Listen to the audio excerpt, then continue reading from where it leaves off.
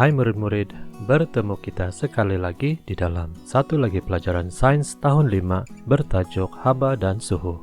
Dan kita akan membuat beberapa aktiviti di dalam buku kerja kita di muka surat 51 dan 52. Sebelum itu, mari kita ulang kaji apa itu suhu. Suhu ialah ukuran darjah kepanasan sesuatu bahan. Unit piawai bagi suhu ialah darjah Celcius. Terdapat unit lain juga untuk ukuran suhu yang dipanggil darjah Fahrenheit. Alat yang digunakan untuk mengukur suhu dipanggil termometer, dan pada hari ini terdapat berbagai jenis termometer yang boleh didapati di pasaran. Apabila menyukat bahan yang panas, termometer akan menunjukkan bacaan suhu yang tinggi. Apabila menyukat bahan yang sejuk, termometer akan menunjukkan bacaan suhu yang rendah. Bagaimana menggunakan termometer? Langkah yang pertama, pegang batang termometer secara tegak. Langkah yang kedua, meletakkan termometer ke dalam air. Elakkan bebuli merkuri tersentuh dasar bekas. Langkah ketiga, tunggu sehingga aras merkuri berhenti bergerak.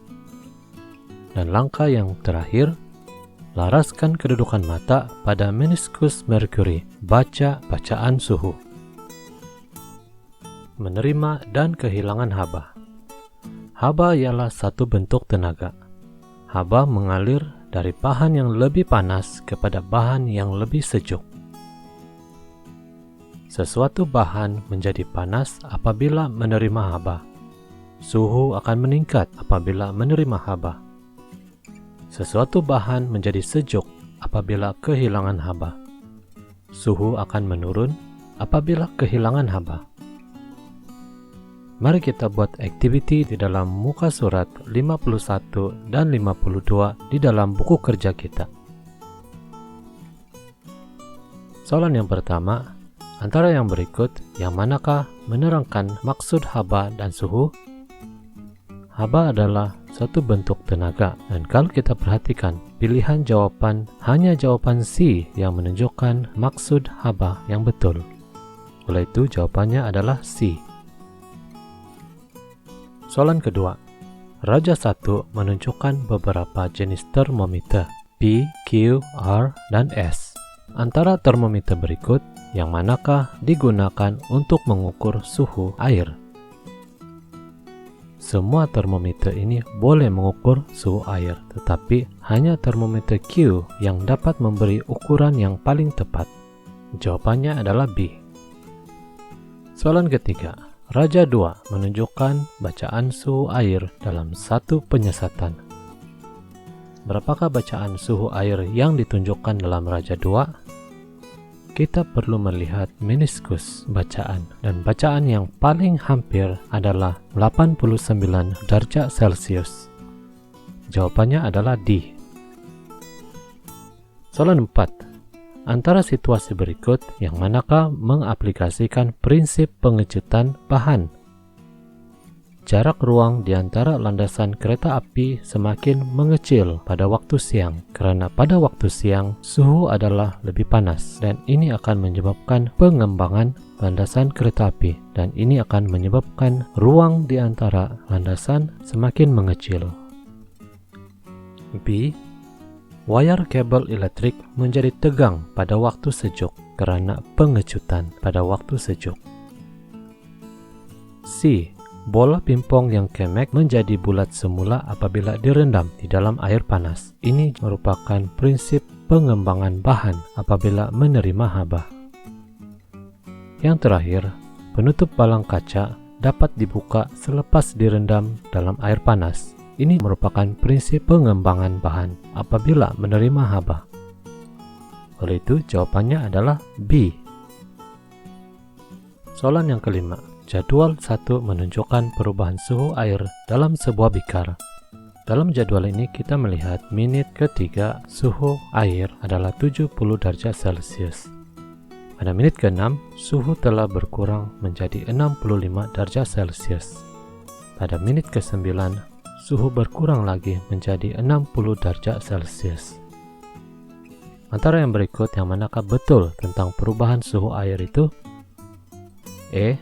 Air menerima haba. Air yang menerima haba akan menjadi lebih panas. B. Air menjadi semakin sejuk. C. Air menjadi semakin panas. Jawaban C sama dengan jawaban E. D. Haba diserap oleh air di dalam bikar. Air yang menerima haba akan menjadi lebih panas. Oleh itu, jawaban yang betul adalah B. Muka surat 52. Raja dibawa menunjukkan keadaan Ardina ketika berjalan di luar rumahnya pada hari hujan. Soalan E. Nyatakan satu pemerhatian berdasarkan raja di atas. Pemerhatian bermaksud menggunakan deria penglihatan, pendengaran, rasa, bau, atau sentuhan untuk mengumpul maklumat tentang objek dan fenomena.